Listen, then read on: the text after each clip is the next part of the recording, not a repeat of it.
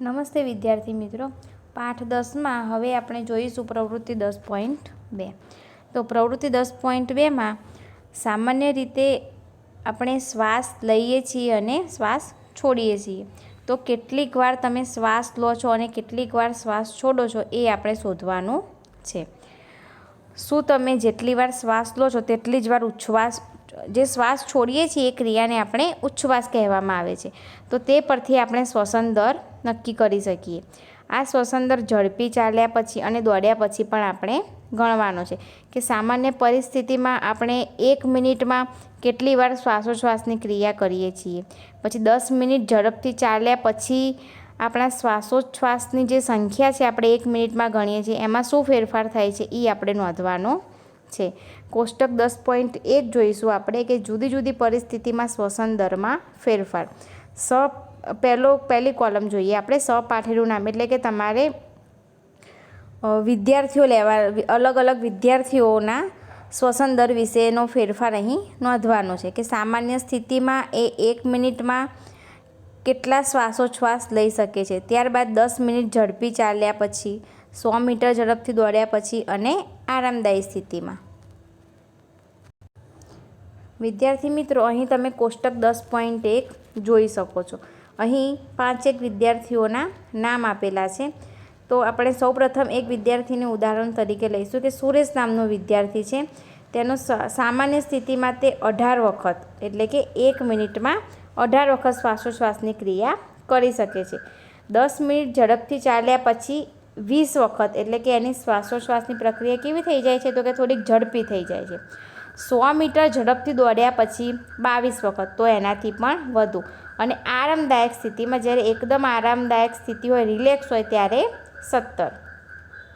ત્યારબાદ જયેશ, તો એની સામાન્ય સ્થિતિમાં 17, 10 મિનિટ ઝડપથી ચાલ્યા પછી 22, 100 મીટરની ઝડપથી દોડ્યા પછી 25 અને આરામદાયક સ્થિતિમાં 16. તો આ બધા આંકડા જોયા પછી આપણે તારણ કાઢીશું કે સામાન્ય સ્થિતિમાં શ્વસન દર 15 થી 18 હોય છે. તમે જોઈ શકો છો.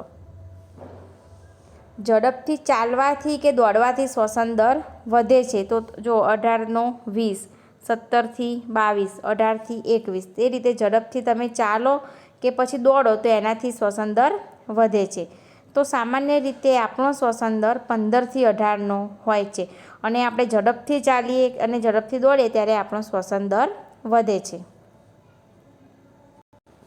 તો આ પ્રવૃત્તિ પરથી આપણે એક વસ્તુ સમજી શક્યા છીએ કે જ્યારે વ્યક્તિને વધારાની શક્તિની જરૂરિયાત ઊભી થાય છે ત્યારે તે ઝડપથી શ્વાસ લે છે.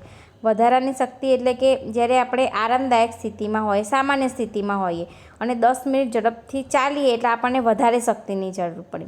100 મીટર ઝડપથી દોડીએ તો તેના કરતાં પણ વધારે શક્તિની આપણને જરૂરિયાત ઊભી થાય છે. તો ઝડપથી શ્વાસ લેવાની પ્રક્રિયા પણ ઝડપી બની જાય છે. પરિણામે વધારે ઓક્સિજન આપણા કોષો સુધી પહોંચે છે. તે ખોરાકના તૂટવાની ક્રિયા, એટલે કે એને આપણે દહન કહીશું, તે ખોરાકના તૂટવાની ક્રિયાને ઝડપી બનાવે છે અને વધારે શક્તિ પણ મુક્ત થાય છે.